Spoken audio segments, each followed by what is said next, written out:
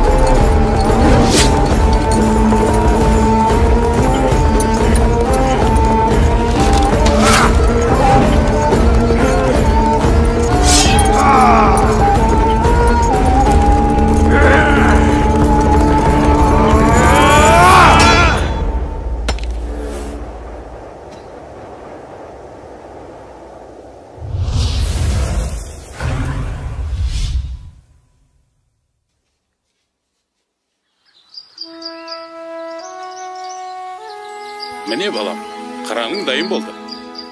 Qanday edemi? Ake, өзім шырайыншы. Жарайды, ала қой. Кез келген халыққа бәрінен бұрын асқақ рух керек. Ал қазақтың ұлттық рухы оның ерлігінде жатыр. Нұрсұлтан Назарбаев.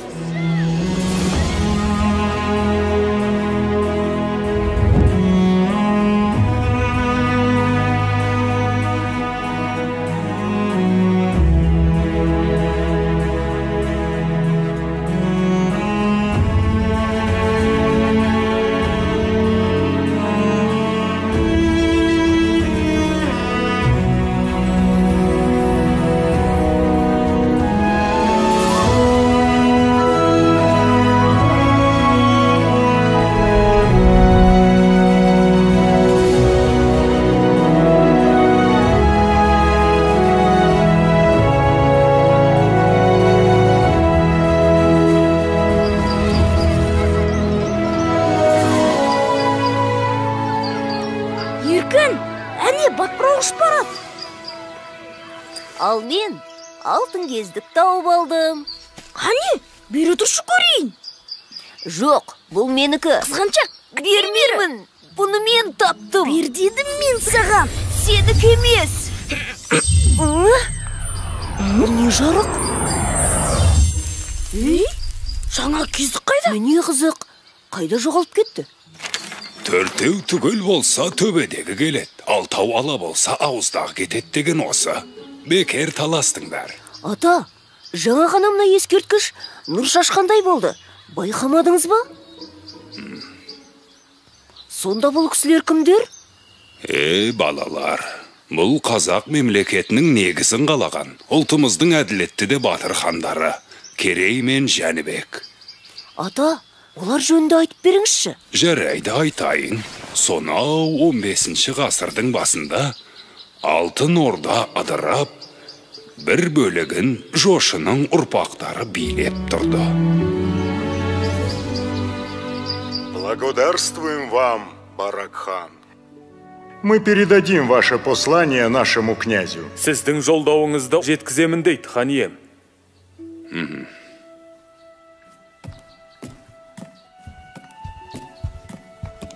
Халықтан шағым түсті. Орда маңында қарақшылар пайда болыпты. Тездетіп жасақ жіберіп, оларды құрықтау керек. Жібек жолы бойындағы керуендерді қорғауды мықтап тапсыр. Орындаймыз. Мәртебелі хан ием, ұлы ұстаз шұғыл хабармен қабылдауыңызды сұрайды. Кірсін. Хан ием, аспан әлемінен үрейлі хабар әкелдім. Айта бер, ұстаз. 77 жылда бір келетін құйрықты жұлдыз көрінді. Ол жер бетіне әсер етпей қоймайды. Қара күштер оянуы мүмкін. Сақтық жасаңыз. Болады. Бауырым, ру басыларын таңбалы тасқа жина. Бірлігімізді бекемдеп алатын кез келді. Керей мен Жәнібекте барсын. Қазірден бастап ел өміріне араласа берсін. Орындаймыз. Ой, осы тас атудан жалықтым. Соны айтса шыдамым таусылды. Бұған не дейсің, Жәнібек? Сол да сөз бе, Керей? Көрдің бе?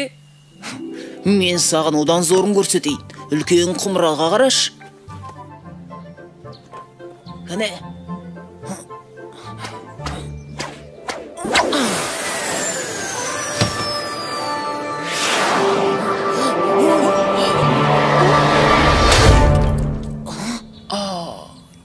Байқамай қалдым, кешіріңіз.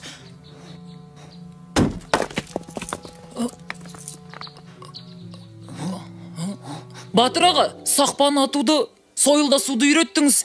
Енді қылыштасуды үйренсек? Алдымен атуды үйреніңдер. Біз садақ тартып нысанаға тигізуді білеміз. Қалай? Ол қозғалмайтын нәрсе. Сендер қашқанға тигізіп, атқаннан бұлтаруды үйреніңдер. Сонда тышқан атамыз ба? Барақ хан таңбалы тастың басына жиналуды тапсырды.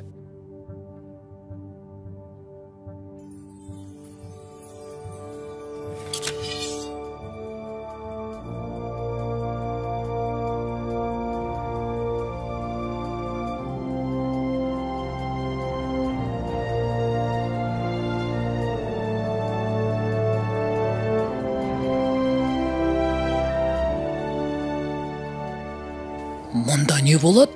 Бұл қандай тас? Бұл елдің бірлігін айқындайтын қасиетті тас. Әр рудың басшылары өз таңбаларын осы тасқа қою керек. Егер таңбалар түгел болса, ортадағы шаңырақтан нұр төгіледі. Ол нұр елдің бірлігінің, тұтастығының белгісі. Уа, игі жақсылар, жау айтып келмейді. Сақтансаң сақтайым деген. Қасиетті жерде бірлігімізді айқындап алайық. Қане, таңбалы тастарды қойыңдар.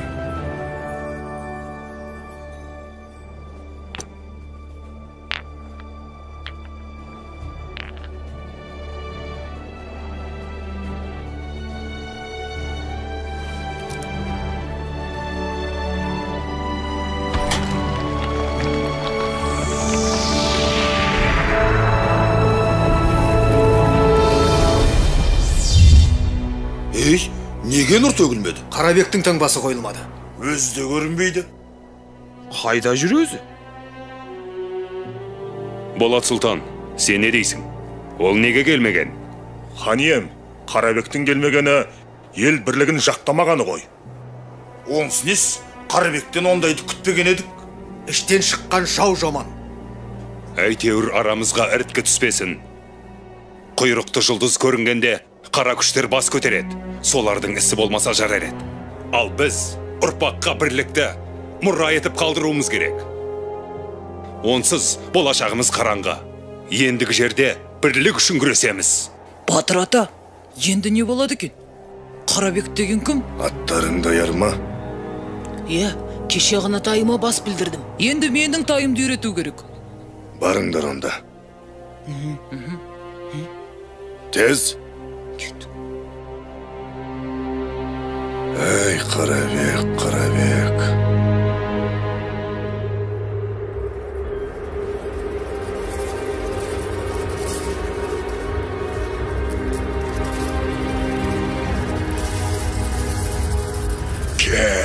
Келе бер.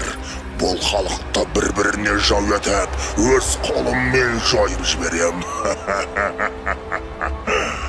Менің айтқаныммен жүрсең билікке де, байлыққа да жетесің, Қарабек. Бұл саған таңбалы тасқа бармағаның үшін сыйладым. Бір тамшыны ішкен адам қасиетінен айырылады, өз жақынына жау болады. Әбілқайырды таққа отырғыз, ол да менің айтқаныммен жүретін болсын. Тақта Барақ хан отыр емес пе? Оның көзін жой. Ал, аузынан сүті кеппеген Керей мен Жәнібектің жарасы жеңіл. Ләббай тақсыр.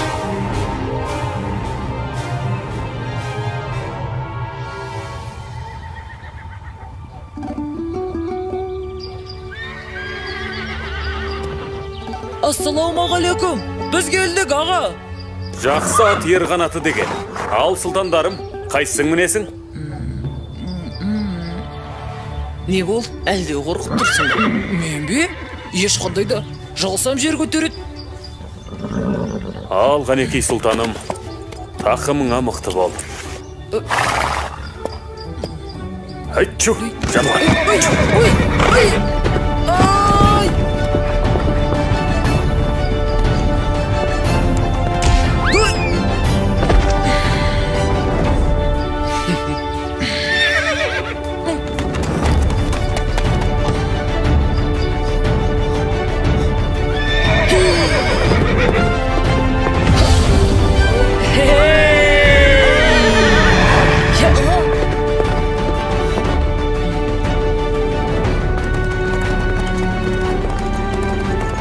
Сұлтандар! Алысқа ұзамаңдар! Қызылжар жақта қарақшылар болуы мүмкін!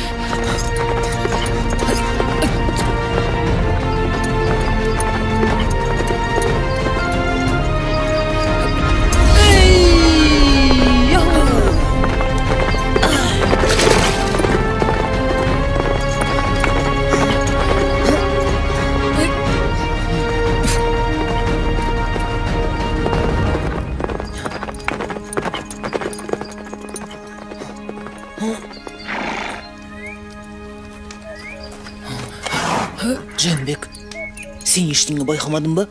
Жоқ аға. Тымыз ап кеттік ау деймін. Жаңа жылқышаға қарақшылар туралы айтқан еді. Қарақшы? Мен өмірде қарақшыларды көрмеппін. Әне, анда біреулер бар сияқты. Керей, өтінемін көрейікші. Жарайды. Бірақ көреміз де қайтамыз. Әттен қаруымыз жоқ. Менде сақпан бар.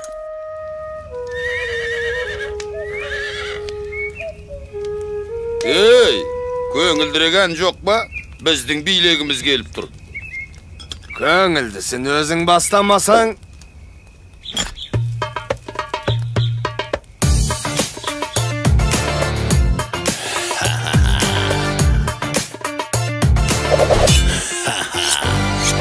Еркін дала еркесіміз, біз қарақшы біліп қой.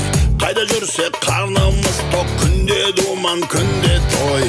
Басқаларша еңбек етіп, бел ауыртып жатпаймыз. Шарап ішіп шалқып тасып, біздің өмір қызық қой. Керуендер өтіп берсін жібек жолы бойында. Керуен басы береріңді өз еркіңмен дайында. Күміс теңге жібек мата бола берсін бәрібір. Аңыз етіп ел айтады, ертең біздер жайында. Қорқытамыз, тонаймыз, босалаймыз оңаймыз. Алтын күміс теңгелерді сыңғырлатып санаймыз. Солай ерді қанаймыз, асырлаша талаймыз. Оңай олжа келіп тұрса құрғаламыз қалайды. Қарақшымыз қаталмыз, ел тонаймыз далада. Шын болады бізде елде қарияда балада.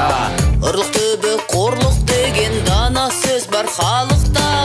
Кім айтса да тауып айтқан түйіп алшы санаңа. Ей, мынау қайдан шықты? Сайтан емес пе өзі? Кімсің ей? Сендер қоршаудасыңдар. Тұтқындарды босатыңдар. Қоршауда дейді? Ешкім жоқ қой. Оны немен дәлелдейсің? Ей, бұл қалай болды? Тағы дәлел керек пе?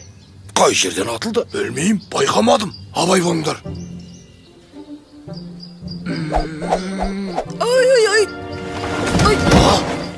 Ой.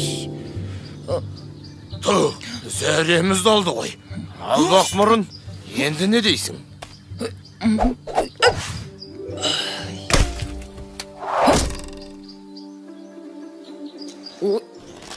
Қаш, Жәнібек, қаш! Қаш! Өшірініңді!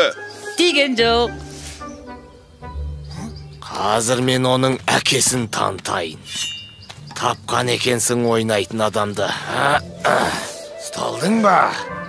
Мен саған тас атқанды көрсетейін.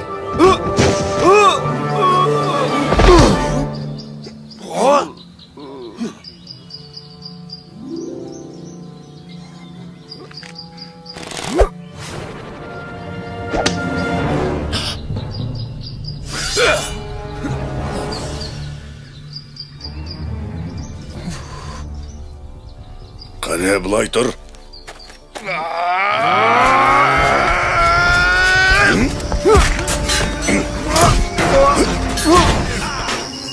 Алысқа замаңдар дегенім қайда? Біз тай үйретіп. Құрай қайдан ештеңе шықпайды. Керей, тұтқындарды босат. Қазір. Айғайлама дедім ғой. Құлақты жарасың.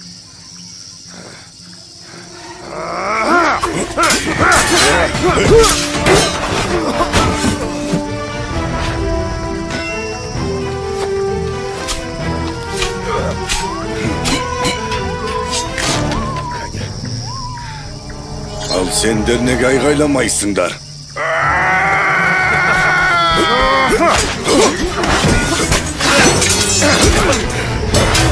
Болды, берліңдер. Мәсіған. Мен құмырашы шебермін. Заттарымызды саудалауға келе жатқанбыз. Қарақшылар қапыда басты. Қай шақардан боласыңдар? Отырарданбыз. Рахмет, балалар. Сендер болмағанда не болар еді? Мен... Бұл Жәнібек, ал мен Кереймін. Мен Айшамын. Ал мынау сендерге естелік болсын.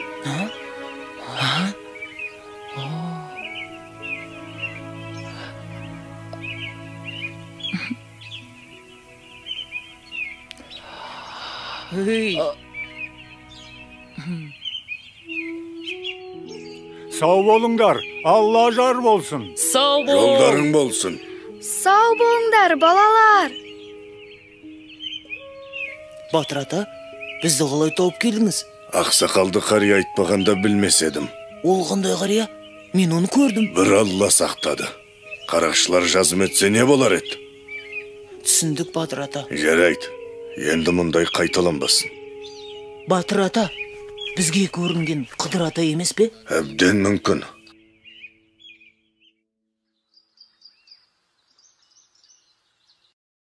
Сендер не күлкен тыңдамайсыңдар? Ордадан рұқсатсыз алшақ кеткендерің қалай? Әке, мен кінәлі, мен. Хан әке, менен болды, кешіріңіз. Осы істерің ел бастайтын сұлтандарға лайық па? Жарайды, бір ашуыңды маған қый. Ал сендердің бір-біріңе араша түскендерің жақсы қасиет. Біз Болат екеуміз қандай бауыр болсақ, сендер де сондай жақын болуға тиіссіңдер. Сендер жұптарыңды жазбай жүрсеңдер ғана мақсаттарыңа жетесіңдер. Осыны бір сәт естен шығармаңдар. Иә. Ал балалар, сендер бара беріңдер. Хан ием, маған айтарыңыз бар ма?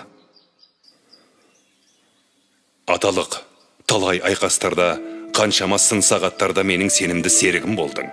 Алайда саған бір өтінішім бар. Айтыңыз, хан ием. Таңбалы тастың басындағы жайды көрдің. Аумалы төкпелі заман болғалы тұр. Бір бәлені ішім сезет. Айтарым, Керей мен Жәнібек саған аманат. Алаң болмаңыз, хан ием. Олар үшін жаным құрбан.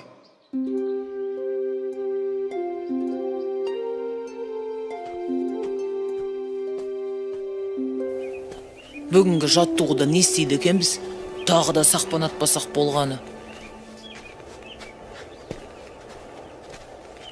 Батыр ата, өткендегі қашқанға тигізіп атқанан бұлтару дегеніңізді түсінбедік. Қорамсаларыңды алыңдар.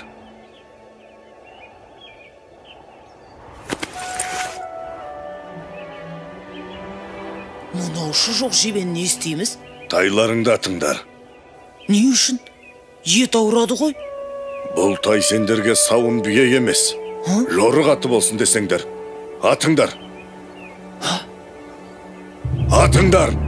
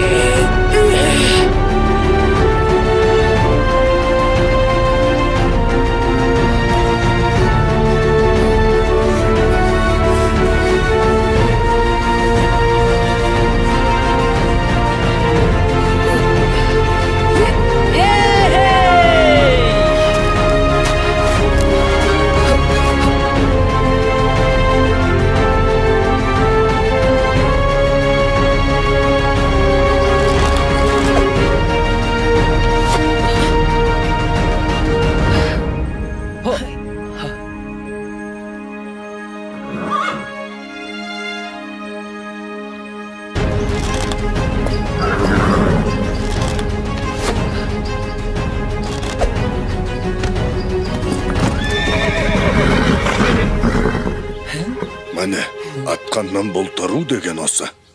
Жылқы көзі жылғадағыны көрет деп қазақ бекер айтпаған. Енді бұл тайларың сендерді жауып тұрған жебенің арасынан алып шығады. Ал шаңшың ұрысқа көкпардың додасына түскенде үйренеді. Түсіндік, Батыр ата. Біз ұрысқа дайынбыз.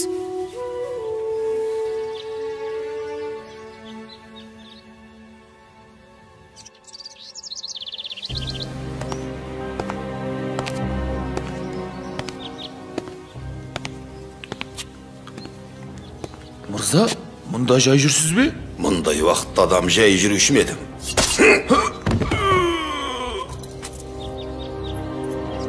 Мынау Қарабек емес пе?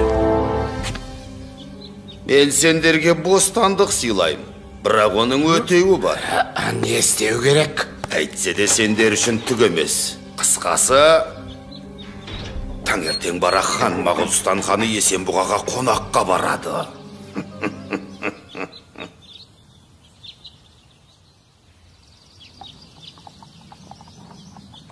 Әлгі Қарабектен хабар бар ма?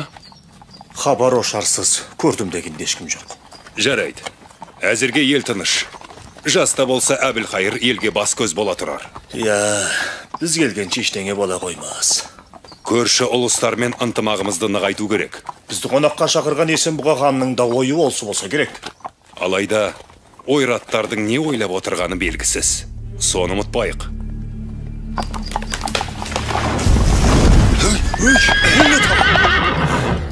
Хан ием, абайлаңыз! Ханда! Қалқандарыңмен шатыр құрыңдар! Тезіре!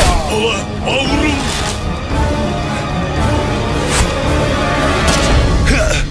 Ханға оқ тиді!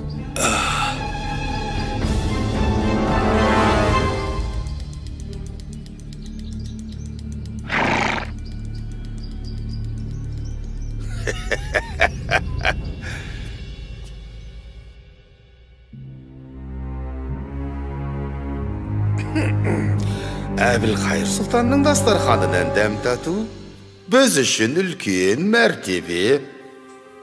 Қарабек, дәстүрді бұза алмайым. Қонақ болсаң отыр.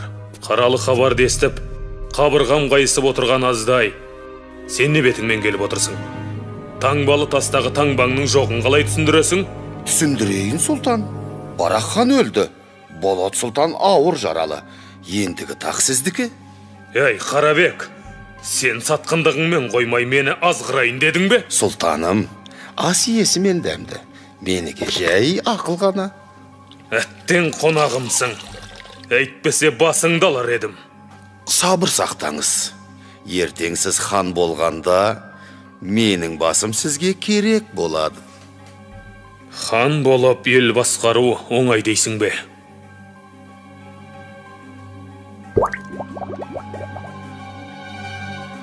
Сұлтаным, тақ мынау балғымыздан да тәтті болады. Дәмін алсаңыз құмарына түсесіз, әлемді басып жан шисіз, дегеніңізге жетесіз. Алыңыз. Сен дұрыс айтасың. Келесі хан мен боламын.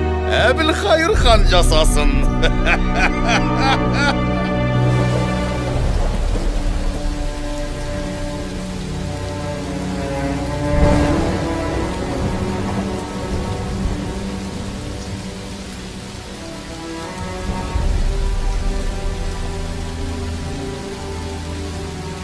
Жәнібек, қайғыңа ортақпын.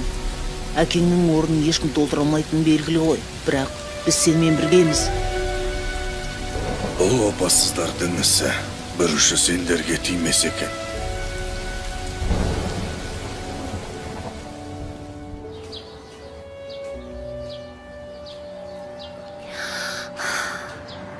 Ата, ал содан соң не болды? Оларға қарт батырдың көмегі тиген болар. Я, ата, Керей мен Жәнібектің қалай хан болғанын айтып беріңізші.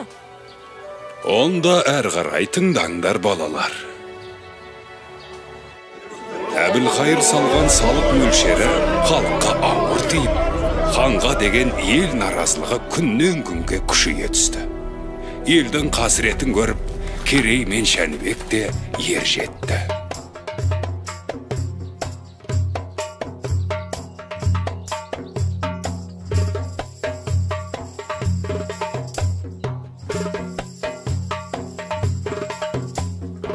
Ханем, Керей мен Жәнібек сұлтандар келіп тұр.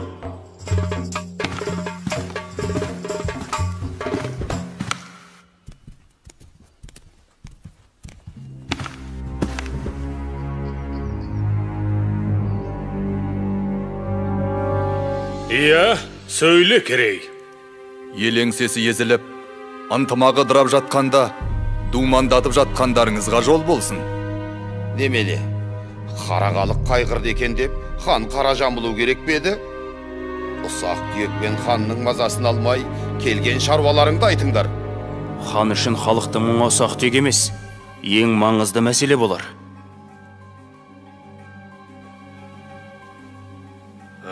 Хан аға, көзіңізді ашыңыз.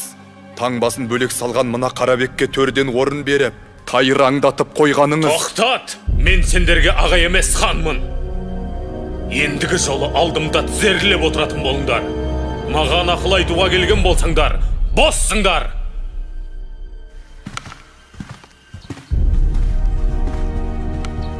Өлтірік өсіп бөрі болды.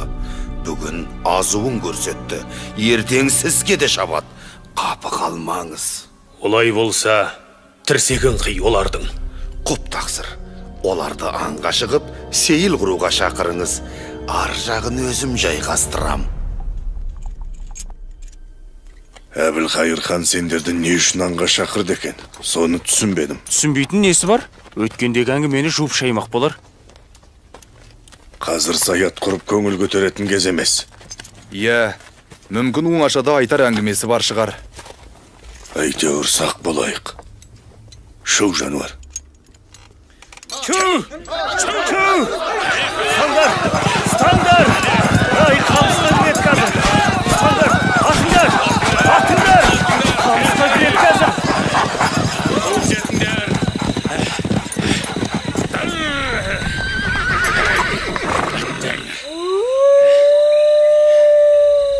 Ал сұлтандарым, қанжығасы майланған бірінші адамға алтын зерлі қасқыр ішік жабылады. Бәрекелді! Ханның жомарттығына разымыз. Ал, қамыс ішіне кім кіреді? Мен кіремін. Мен де әзірмін. Сендердің өжет екендеріңе күмәнім жоқ. Алайда сақ болғайсыңдар. Оу, батыр. Шәкірттеріңнің шамасын көрейік.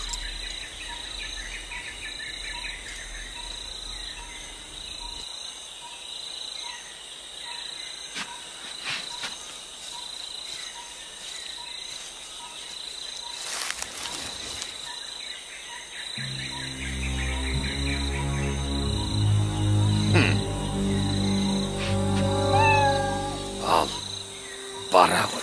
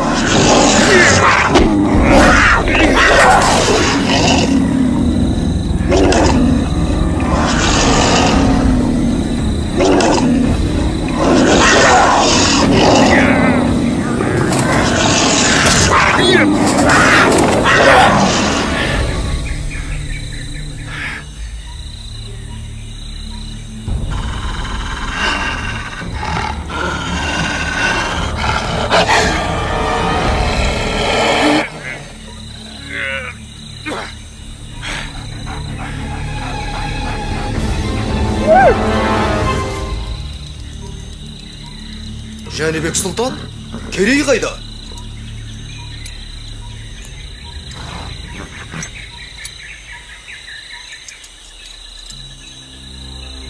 Қап, болмады. Жәнібек сұлтан жасасын. Жаса, Керей сұлтан. Сұлтандар ерледі. Олардың батыр болып өскенін көрдің ғой. Қалайда көздерін құрту керек. Иә, олардың батырлығы сорымыз, көздегені тағыңыз. Ендеше, тездетіп амалын тап. Орындалады тақсыр. Хан ием, ойрат ордасынан елші келді. Әбілқайыр хан, қонтайшымыз саған дұғай сәлем айтты. Бұдан бұлай, ойратқа салық төлейсің. Уақытында төлесең өмірің тыныш, ордаң бүтін болады. Дұрыстап ойлан, қонтайшы ек сөйлемейді.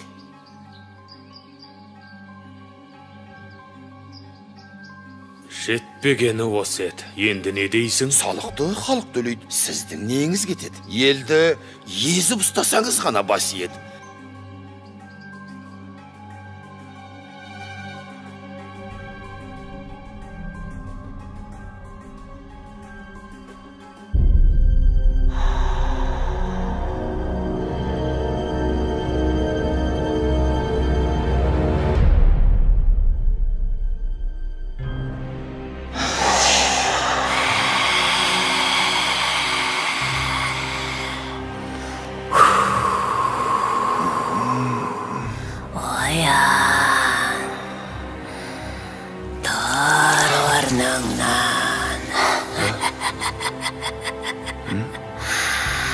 Менің соңымнан ер.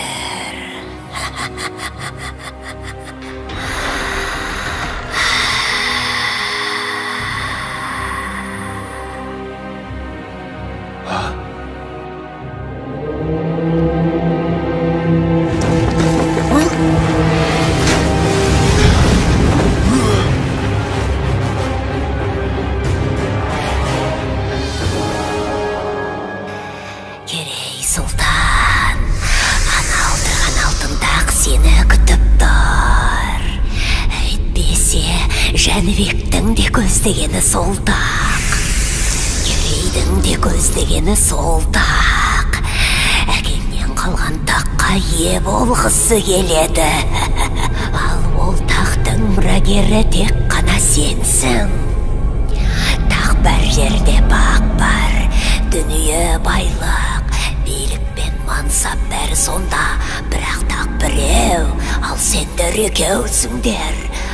Кім бірінші жетсе тақ соныкі, тезірек, тезірек.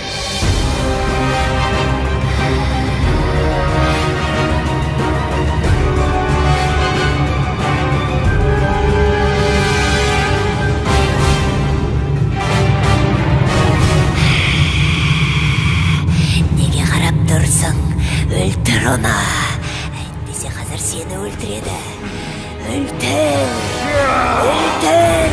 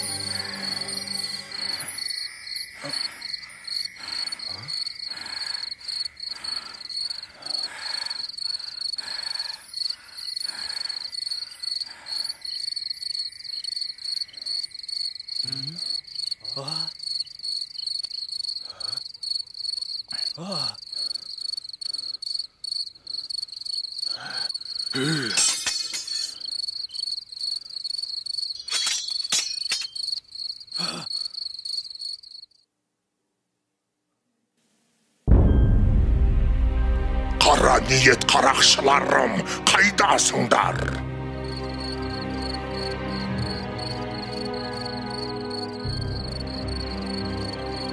Бұлар баяғы қарақшылар емес пе? Иә, дәл таптың, сұлтан. Сендердің кесірлеріңнен біз тарға басқа қамалып қорлық көрдік. Ал енді сен де біліп ал, Жәнібек сұлтан. Сенің әкеңе қадалған жебе менікі. Немене? Енді сендер де осы жерден тірі шықпайсыңдар. Ох, қанішер жауыздар! Жәнібек!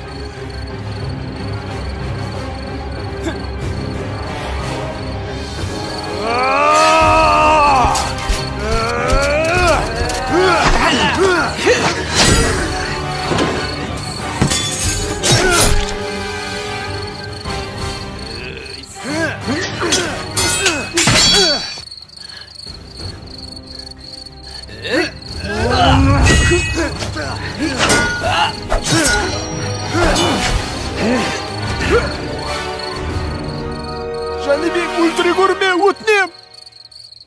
Шымын жанымды қия көр.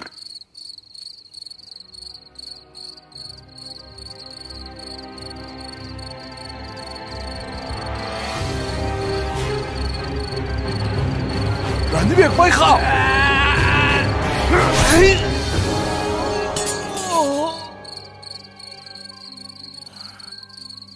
Бұлар баяғы қарақшылар емес пе? Иә, солар. Менің әкемді де осылар өлтіріпті. Бұл сендерге жасалған екінші қастандық. Ал бұларды кім жіберген? Қарабектің ісі емес пе? Әбден мүмкін. Таңнан қалмай жолға шығамыз.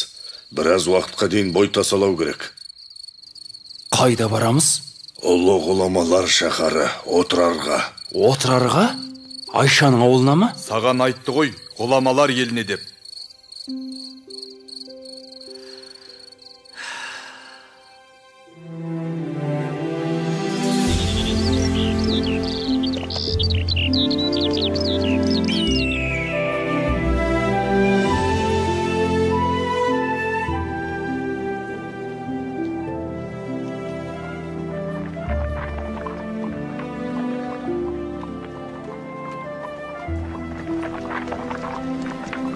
Ассалаумағалейкум, ақсақал.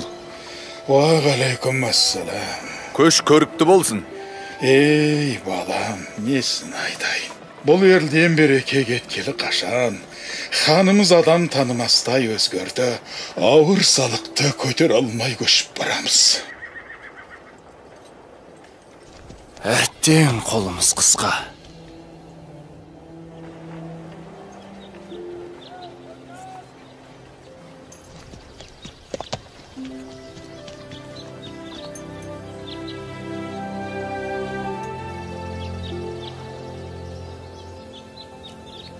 Қозы көш жер жүрдік, жағашпайсыздар ғой тіпті.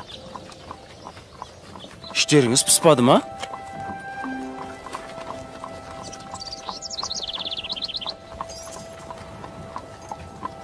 Батыр ата, отырар әлі алыс па? Олай болса мен сіздерге ән айтып берейін. Жол қысқарсын.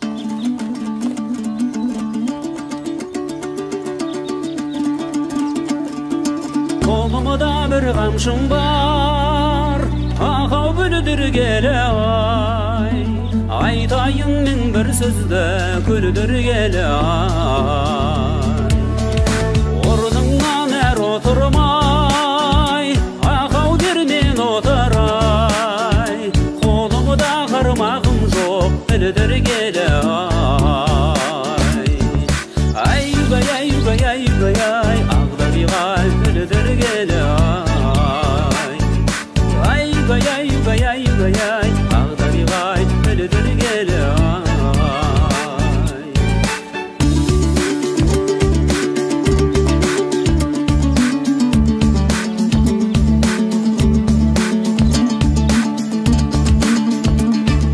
Қолымда бір қамшым бар, ақау бұнақтаған ай.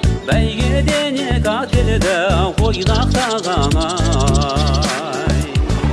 Жүрмесіңе сен аман, ақау деу қарағым ай. Көзіңнен айналайын жайнақтаған ай. Ай-югай, ай-югай, ай-югай, ай, ағдабиғай ойнақтаған ай. Ай-югай, ай-югай, ай-югай, ай, ағдабиғай ойнақтаған ай.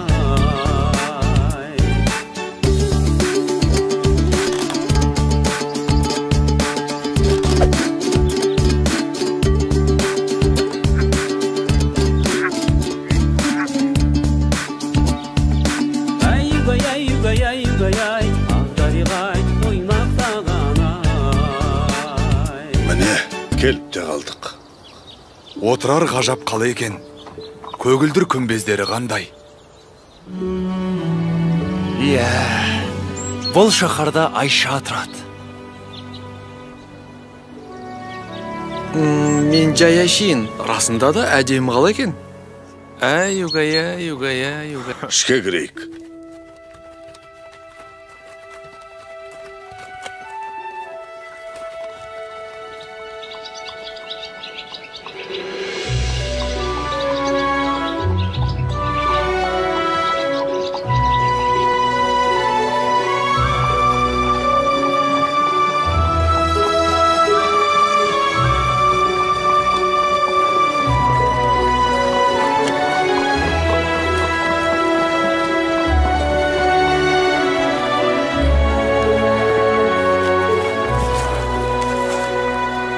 Батыр ата, мына белгіні сіздің қылышыңыздан көргенбіз.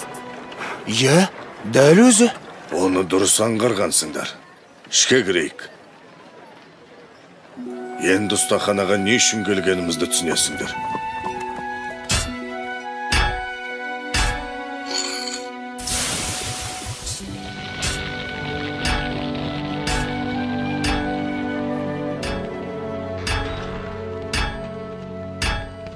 Амансың ба, қандыбалақ досым? Армысың, батырам. Ат көлік аман келіп жеттіңдер ме? Аллаға шүкір сапарымыз сәтті болды. Ал өзің қалайсың? Қартайып қар ұстауға жарамай қалған жоқсың ба? Жоға, о не дегенің? Жауға қарсы бірге шабайық десең, мен дайынмын. Бәрекелді достым. Менің өтінішімді орындап қойған боларсың. Иә, сенің тапсырысыңды дайырлап қойдым. Әкеліңдер. Мынау менің шәкірттерім. Саған берген тапсырыстың иелері осылар. Онда бұлар осал жігіттер болмады ғой. Қанеки, Шарболатты 100 рет шоққа салып, 100 рет құдық суына малып шыңдадым. Мінекей, өзің сынап көр. Алғане, сынап көрейік. Міне, нағыз батырға лайық алмас қылыш осы.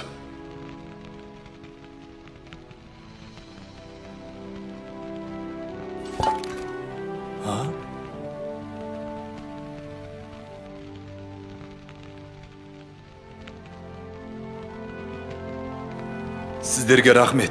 Бұл қылыш ел мүддесіне қызмет ететін болады.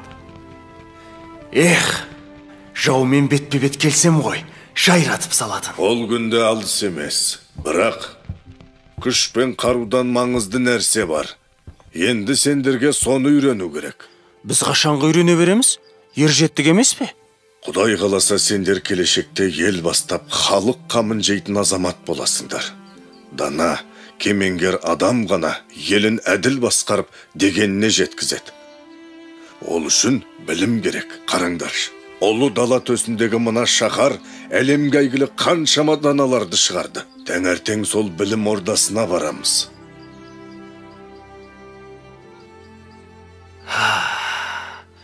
Қандай ғажап қала.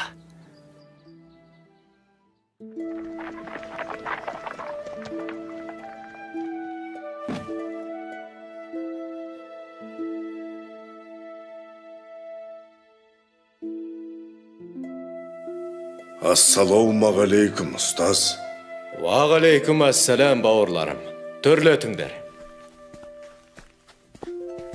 Қателеспесем, Болат Сұлтанның ұлы Керей мен Барақ ханның ұлы Жәнібек сұлтандар емес пе? Бойымдағы бар өнерді үйреттім. Енді сұлтандар білім алса деймін. Тағы бір айтарым, бұлардың мұнда келгенін ешкім білмеу керек. Түсіндім. Ал сұлтандар адамзат ақыл ойының бар қазынасы жиналған жер бетіндегі ең үлкен білім орнының бірі отырар кітапханасына қош келдіңдер. Білекті бірді, білімді мыңды жығар деген. Міне мынау адамзаттың екінші ұстазы өзіміздің Әл-Фараби шығармалары. Мынау Барзғандық Махмуд Қашқари, ал мұнда Баласығындық Жүсіп еңбектері. Сол жақта ғылымның серкесі Ибн Сина. Міне сіздерге керегі осы болар. Құтағыду білік. Анау сөрелерде Аплатон, Пифагор сынды Рум ғұламаларының кітаптары бар.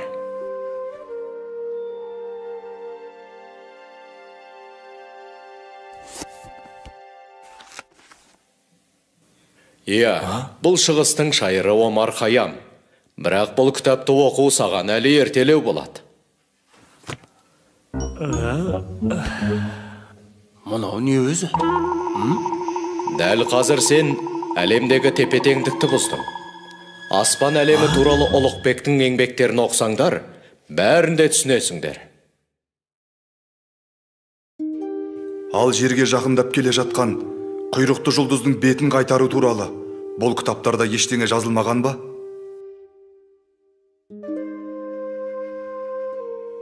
Бұл сұрақтың жауабы бір Аллаға ғана аян. Өйткені аспан әлемінің біз білмейтін құпия сырлар өте көп.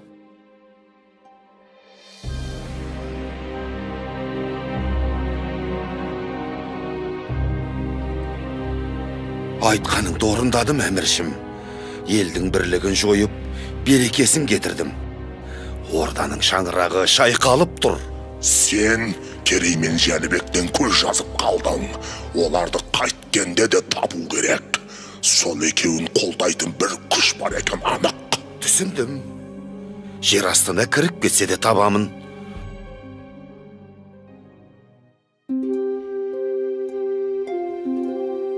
Мына кітапта Ұлықбектің 1000-нан аса жұлдыздың орнын белгілегені жазылыпты.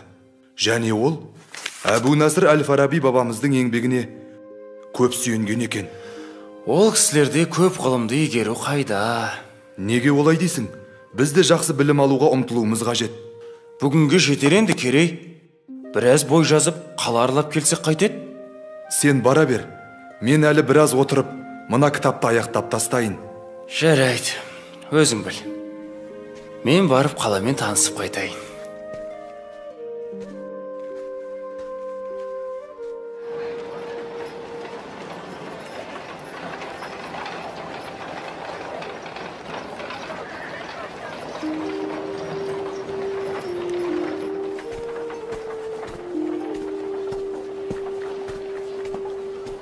Амансыз ба, бейтаныс ару?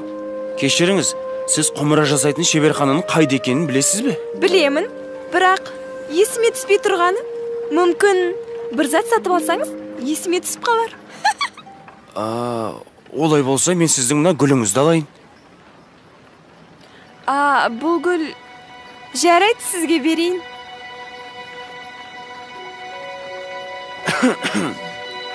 Есіме түсті. Мына көшеге бұрылып тіке жүрсеңіз, алдыңыздан биік мұнаралы үй шығады. Сол тұстан шеберхана көрініп тұр. Рахмет сізге. Келіп тұрыңыз, мырза.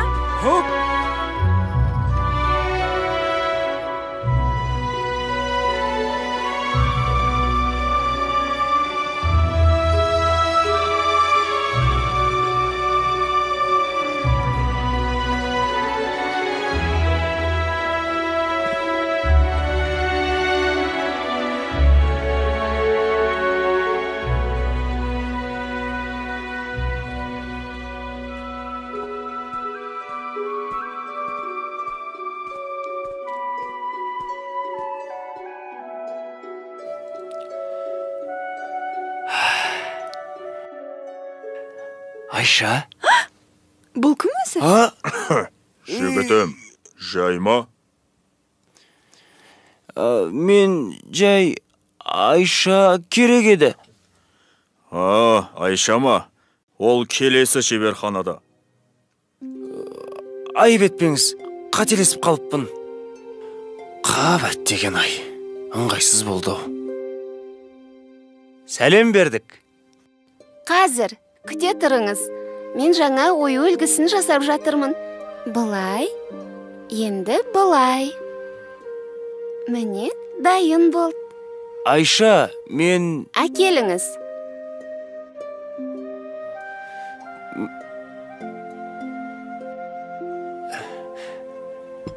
Мінекейіңіз. Иә, бұл құмыра 6 жыл бұрын менің шеберханамда жасалған. Мұна жердегі бояуы кетіпті ғой. Бірдеңе тиген болар. Әйтпесе біздің бояуларымыз ғасырлар бойы өшпейді. Айша! Жарайды. Мен қазір жөндеп бере қояйын. Міне бұлай, содан соң бұлай. Құмыраңыз дайын болды. Ала қойыңыз. Жаныбек, сен мұнда қайдан жүрсің? Айша, мен сені іздеп келдім. Керейде осында. Мені? Қызық екен. Ал сенің өрнегің әдем екен. Мен де жасап көрейінші. Қолыңнан келсе көр. Несі бар? Мен жақында ғана кітаптан оқыдым. Біздің жерімізге келген бір саяхатшы өнерімізге қатты қызыққан екен. Аты Мақрұм Полат екен. Марко Поло шығар. Солай болар. Міне Айша, дайын. О, шабытпен сауынғаны көрініп тұр. Рас айтасың ба? Жоқ, ойнап айтам.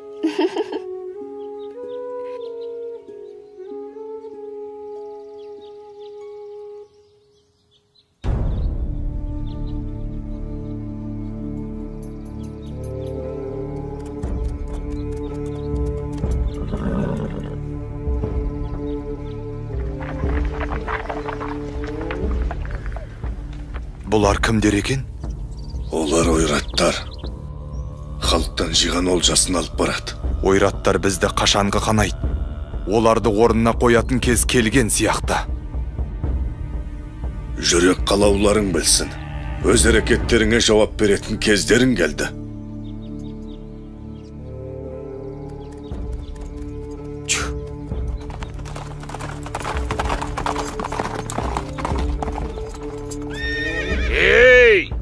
Біздің жолымызды бөгейтіндей сендер кімсіңдер?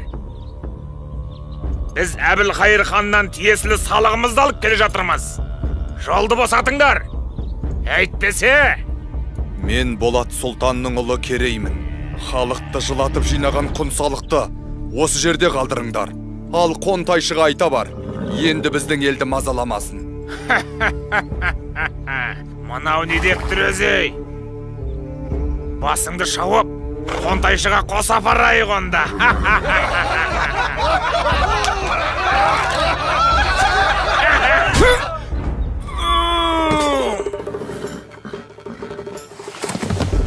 Өй, не болды? Өлтірді! Кетті Керей. Шу!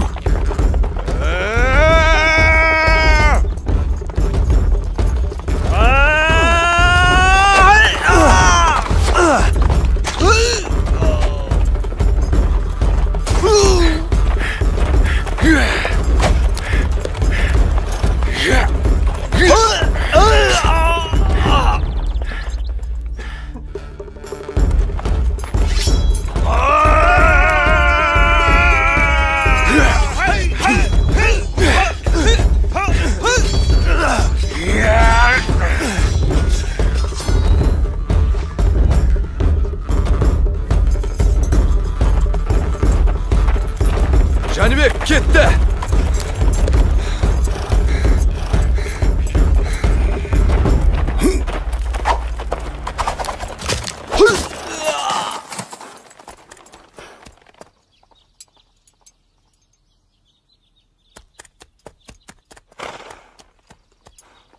Кім екенімізді көрсеттік ау шамасы. Батыр ата, қандай баға бересіз? Қиын сәттер әлі алда.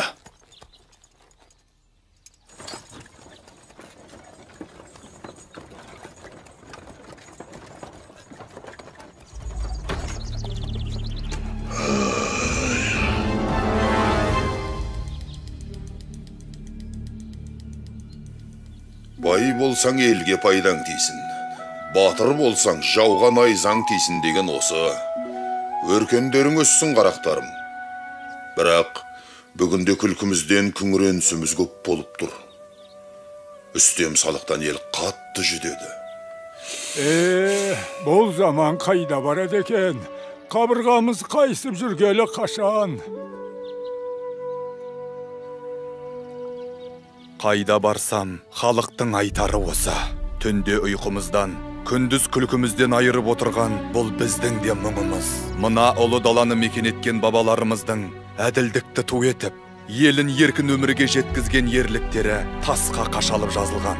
Еркін ел ғана алдына асыл арман қойып мақсатына жете алады. Бақ ынтымаққа барады екен. Біз бірігіп қана мақсатымызға жетеміз. Ел болып, ірге бекітіп, еңсе көтеретін кез келді ағайын. Қыр астында көз алартып жау тұр.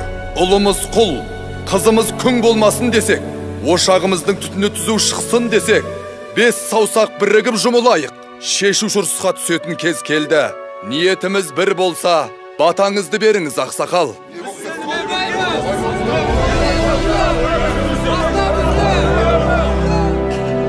Арманың қол жетер жерде болсын, халқыңның қалауы сенде болсын. Алла жар болсын, аумин.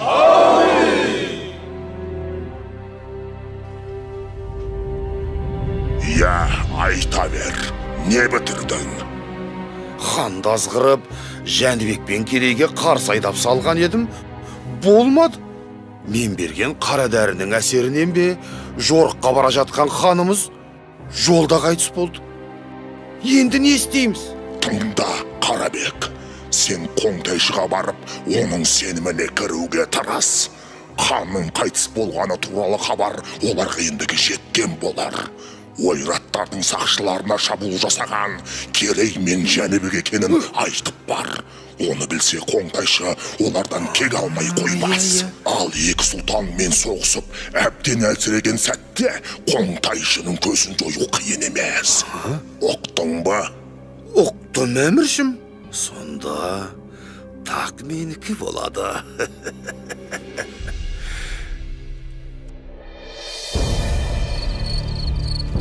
Солай де, Қарабек. Ол екеуінің сонда не көздегені бар екен?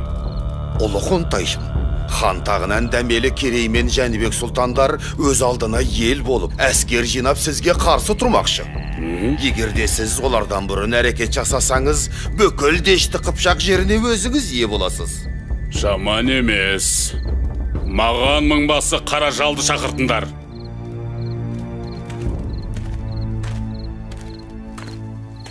Сен ініңнің кімнің қолынан мерт болғанын білесің бе? Білсем, қанын судай шашып, кегімді қайтарар ем. Айтыңыз, әміршім. Ендеше тыңда, сенің ініңді өлтіріп, маған тиесілі салықты тартып алғандар Керей мен Жәнібек сұлтандар екен. Керей мен Жәнібек? Рұқсат етсеңіз, дәл қазір аттанам. Екеуінің де басын шауып алдыңызға алып келмесем, қара жал атым құрысын. Әскерлер жорыққа дайындалсын. 3 күннен соң аттанамыз. Әміріңізге қолдық. Ал сен, Қарабек, бізді бастап барасың. Бұл қызметіңнің өтеуінен не сұрайсың? Айта бер. Ұлы Қоңтайшым, мендей пақырыңызға Жібек жолы бойындағы Тарас шаһарын берсеңіз жетер еді. Дегенің болсын, бара бер. Өз елін сатқаннан қайыр жоқ. Ертең бізді де сатып кетеді. Жорықтан соң көзін жой.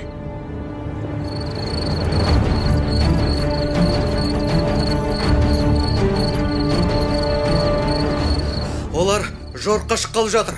Қолы бізден 2 есе көп.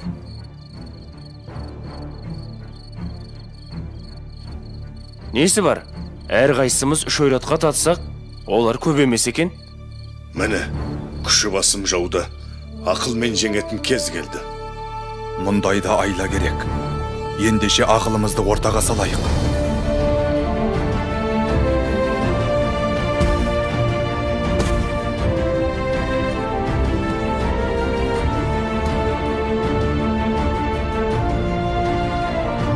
Әне, қарауыл төбеден белгі көрінді. Қане, атқа қонайық. Жәнібек, дабылдың белгісін бер.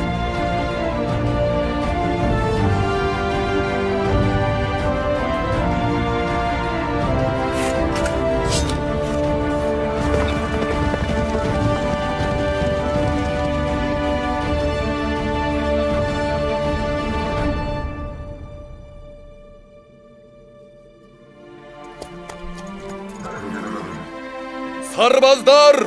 Кім екенімізді танытар сәт туды. Мына ұлы даланы мекен етеміз, не жоқ боламыз. Жау алдында тізе бүгіп тірі тұрғаннан, тіке тұрып өлген артық. Бүгінгі ерлігіміз, ертеңгі елдігіміздің басы болмақ. Тәңіріміздің өзі қолдасын.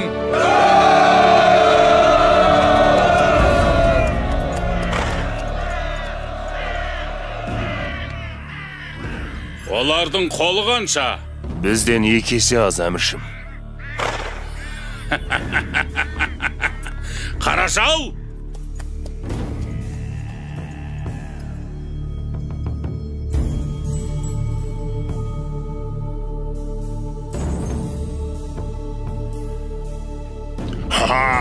Тағы да сен бе? Жолымнан былай тұр. Анау құйрықты жұлдызды көрдің бе? Күш мен жақта. Бүгін сен жеңілесің. Біздің айқасымыз әлем жаратылғаннан бері ешқашан толастаған емес. Бірде сен, бірде мен жеңдім. Ол бүгін кімнің жеңетінін құдіретті күшті бір Алла біледі. Әлде сен аққа құдайшақ екенін ұмыттың ба? Мені де қолдайтын күш бар екені есіңде болсын. Барлығын жермен жексен етем, мәңгілік түн орнатам. Ей, қазақтар! Дәл осы жерде қандарыңды судай шашып, құзғын қарғаларға жем қыламыз. Батырларыңның басын айзақ іліп, ұлдарыңды құл, қыздарыңды күң етеміз. Керей! Інімнің қаны сенің мойныңда. Қанға қан! Шық жекпе-жекке!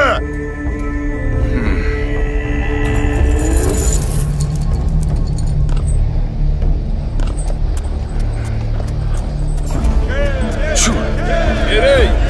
Алла жар болсын!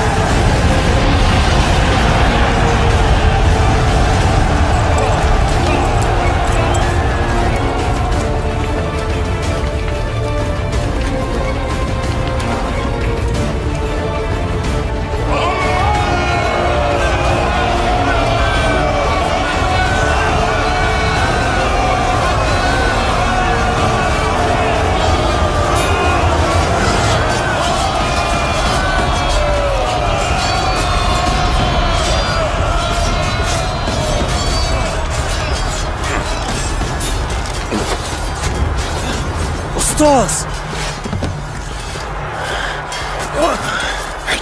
Жәнібек, Қарабектен төсбелгін алып, таңбалы тасқа жеткіз. Бар. Қазір сені ме?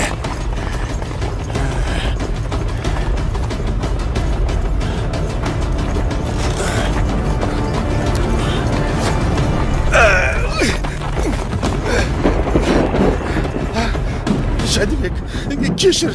Мен сенің әкеңдің сенімді серік едім ғой. Мені қара басты, мені сайтан азғырды. Тірі қалдырсаң, өмір бақи құлың боп өтем. Жәнібек, өтінем. Онда бар сол сайтаныңа.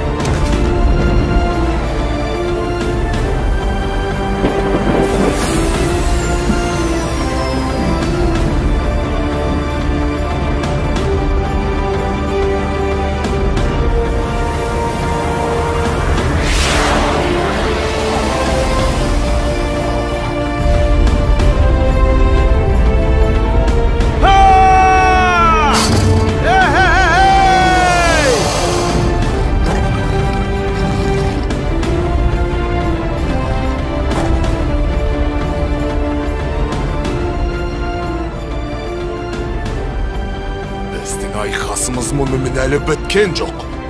Біз әлі кездесеміз.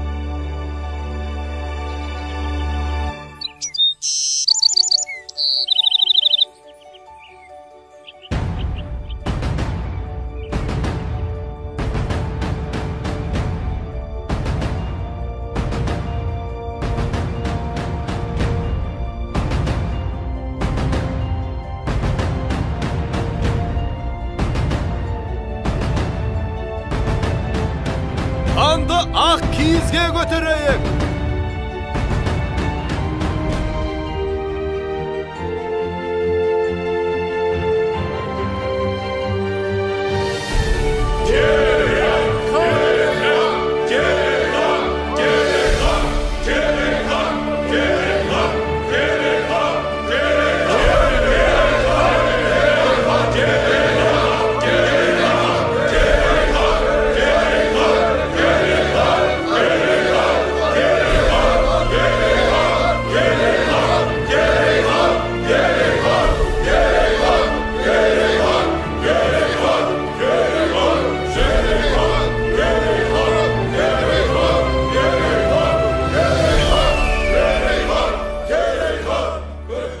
Халқым, біз бүгіннен бастап қазақ деген ел боламыз. Мына ұлы даламызды жанымыздан артық қастерлеп, қанымызбен қорғаймыз. Іргесі берік, туы биік бұл ел келер ұрпаққа аманат болсын. Ұлы дала елі мәңгілік болғай деп тілейік.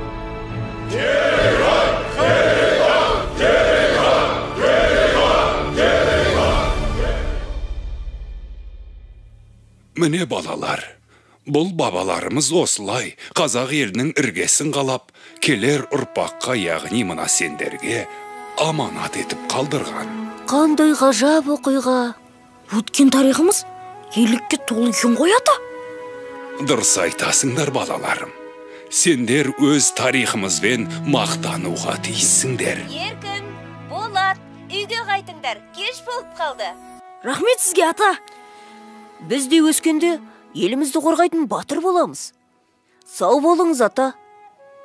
Мақсаттарыңа жетіңдер, айналайындар.